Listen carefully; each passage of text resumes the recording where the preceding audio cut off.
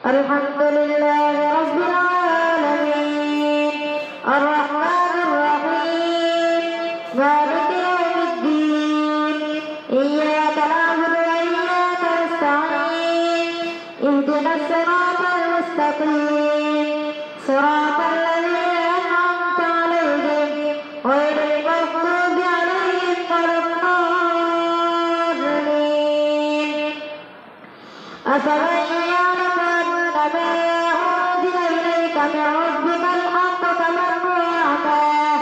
innama yatadhakkaru ulul albab alladhina yufuna bi'ahdillahi wa la yanquduna al-mithaq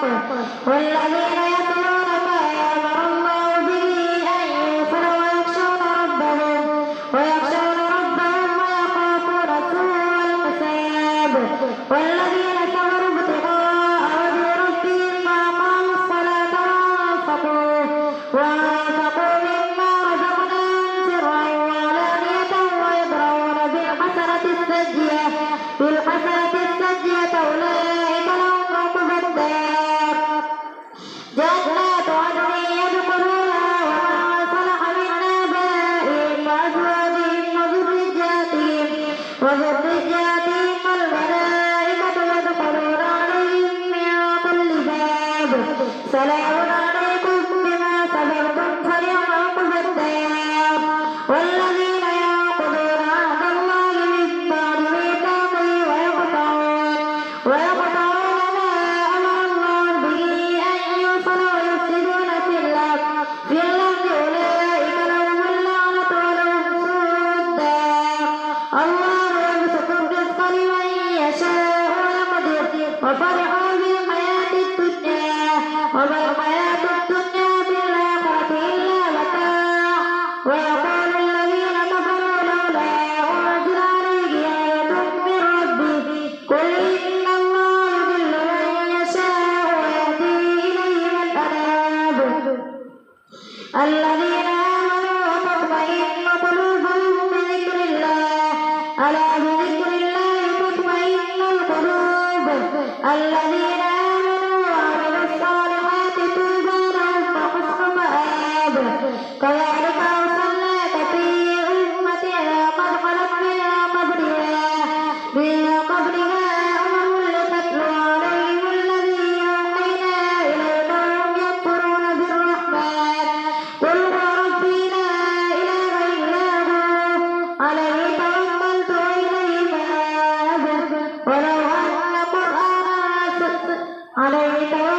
وإليه مآب ولو أن قرآنا سجرت به الجبال أو قطعت به الأرض أو كلم به الموتى بل لله الأمر جميعا أفلم ييأس الذين آمنوا أن لو يشاء الله لهدى الناس جميعا ولا يزال الذين كفروا تصيبهم بما صنعوا قارية أو تحل قريبا من دارهم حتى يأتي وعد الله إن الله لا يخلف الميعاد ولقد استهزئ برسل من قبلك فأمليت للذين كفروا ثم أخذتهم فكيف كان عقاب أفلم يسيروا في الأرض ولقد استهزئ برسل من قبلك فأمليت للكافرين ثم أخذتهم ولقد استهزئ برسل من قبلك فأمليت للذين كفروا ثم أخذتهم فكيف كان عقاب أفمن هو قائم على كل نفس بما كسبت وجعلوا لله شركاء قل سموهم أنت تنبئونه بما لا يعلم في الأرض بظاهر من القول بل زين للذين كفروا مكرهم وصدوا عن السبيل ومن يضلل الله فما له من هاد لهم عذاب في الحياة الدنيا والعذاب الآخرة أشق وما لهم من الله من واق مثل الجنة التي تجري من تحتها الأنهار أكلها دائم وظلها تلك عقبى الذين اتقوا وعقبى الكافرين النار والذين آتيناهم الكتاب يفرحون بما أنزل إليك ومن الأحزاب من ينكر بعضه قل إنما أمرت أن أعبد الله ولا أشرك به إليه أدعو وإليه مآب وكذلك أنزلناه حكما عربيا ولئن اتبعت أهواءهم بعد ما جاءك من العلم ما لك من الله من ولي ولا واق ولقد أرسلنا رسلا من قبلك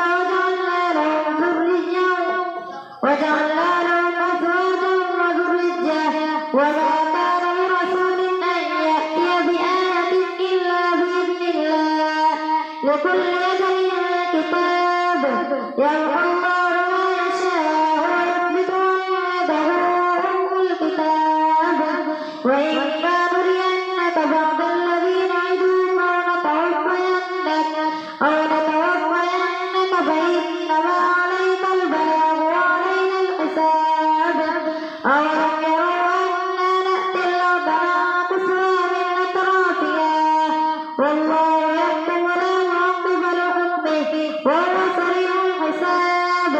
وقد مكر الذين من قبلهم فلله المكر جميعا يعلم ما تكسب كل نفس وسيعلم الكفار لمن عقبى الدار ويقول الذين كفروا لست مرسلا قل كفى بالله شهيدا بيني وبينكم ومن عنده علم الكتاب ألف لام را كتاب أنزلناه إليك لتخرج الناس من الظلمات إلى النور بإذن ربهم إلى صراط العزيز الحميد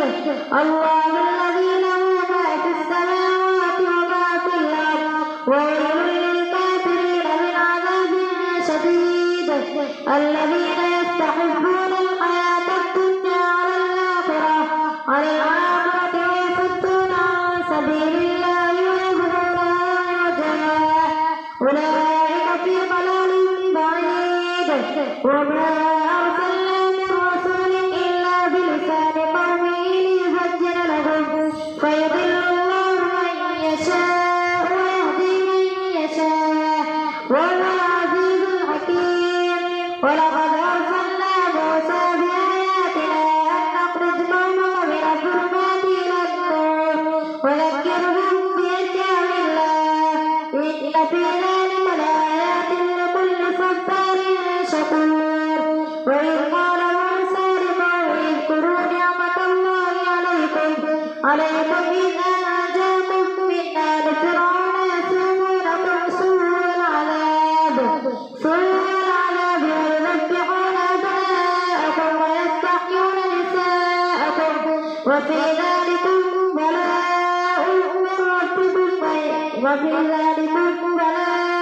من ربكم عظيم وإذ تأذن ربكم لئن شكرتم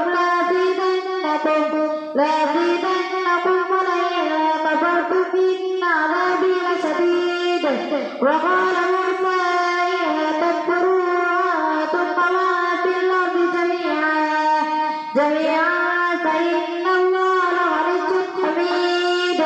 ألم يأتكم نبأ الذين من قبلكم قوم نوح وعاد وثمود والذين من بعدهم لا يعلمهم إلا الله جاءتهم رسلهم بالبينات فردوا أيديهم في أفواههم وقالوا إنا كفرنا بما أرسلتم به وإنا لفي شك مما تدعوننا إليه مريب قالت رسلهم في الله شك فاطر السماوات والأرض يدعوكم ليغفر لكم من ذنوبكم ويؤخركم إلى أجل مسمى تريدون أن تصدون قالت رسلهم في الله شك فاطر السماوات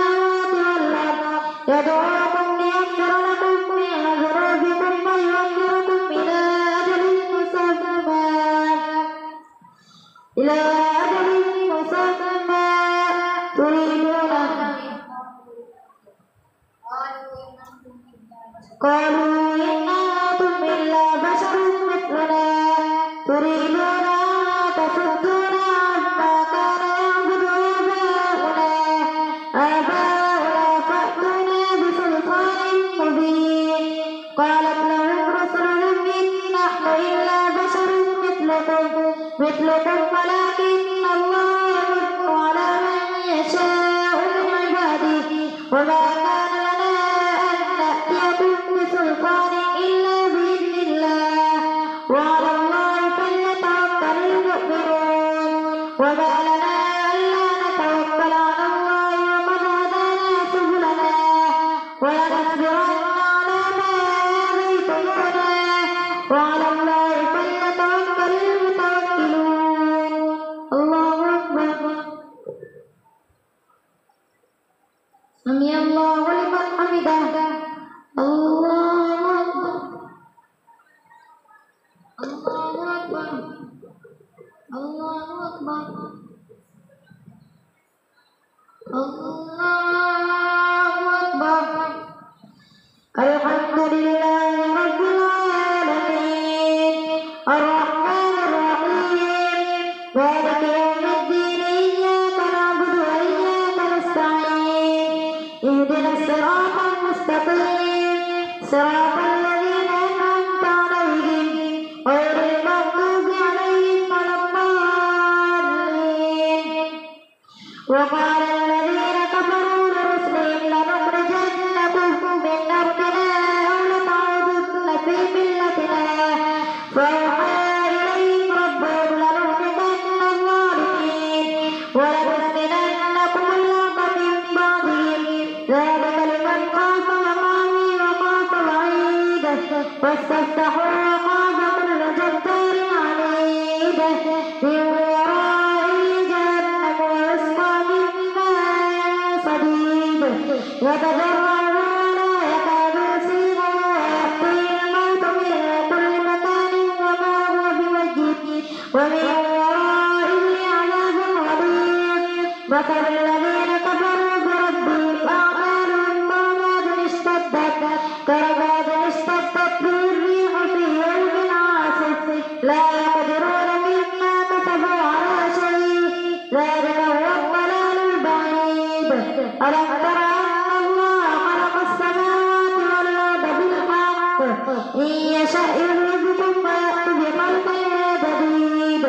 وما ذلك على الله بعزيز وبرزوا لله جميعا فقال الضعفاء للذين استكبروا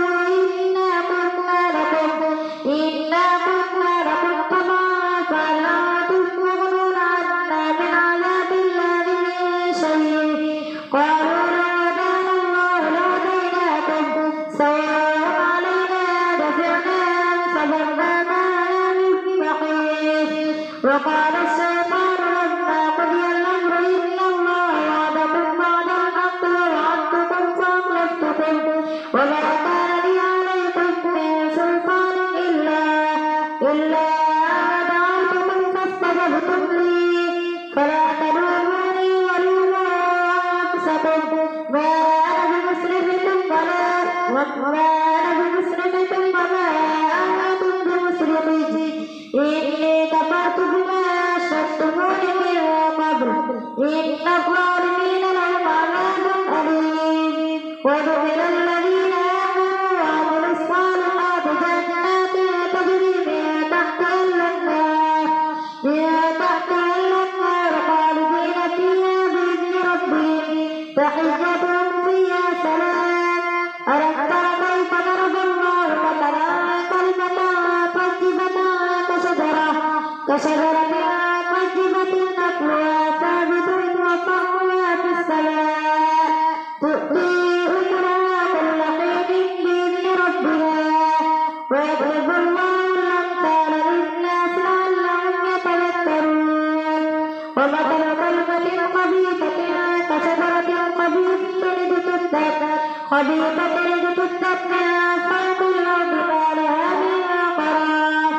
يثبت الله الذين آمنوا بالقول الثابت في الحياة الدنيا وفي الآخرة ويضل الله الظالمين ويفعل الله ما يشاء. ألم تر إلى الذين بدلوا نعمة الله كفرا وأحلوا قومهم دار البوار جهنم يصلونها وبئس القرار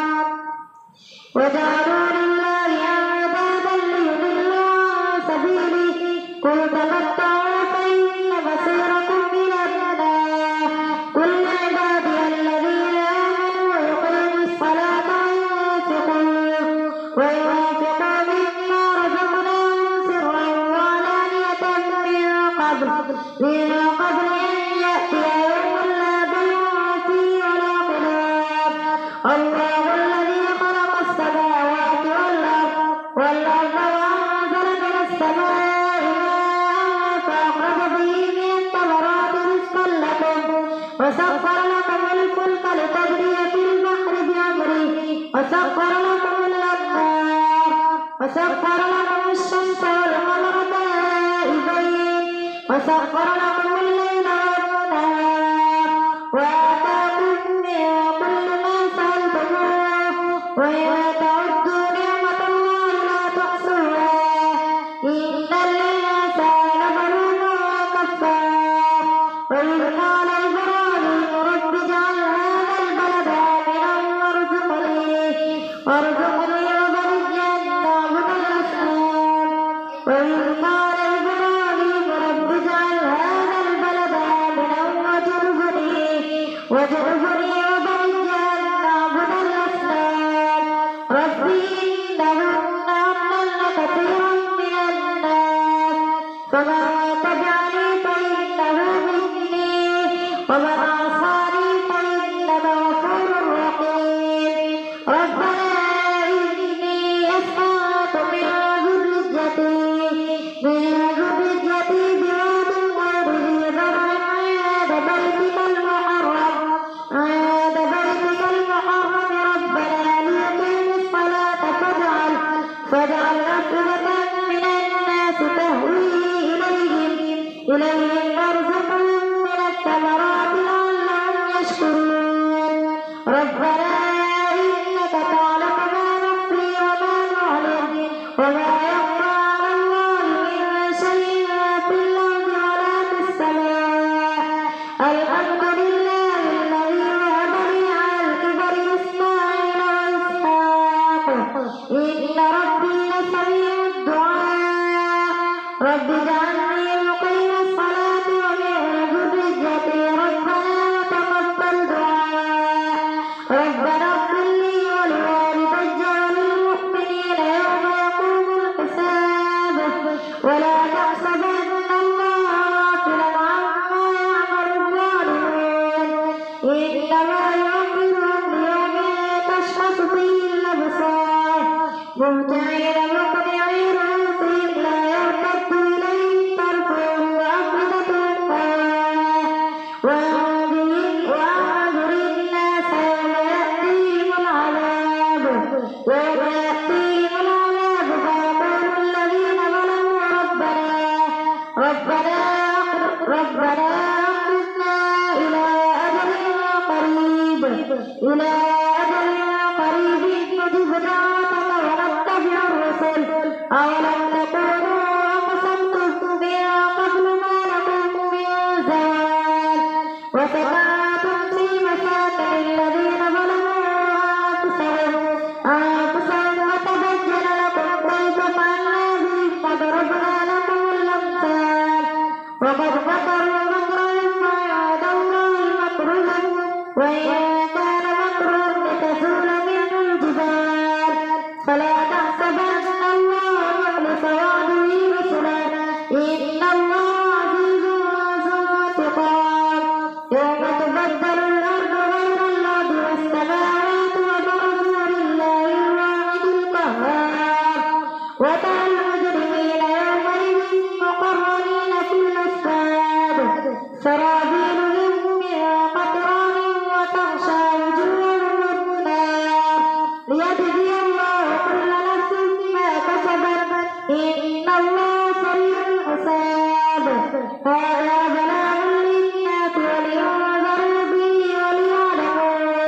وليا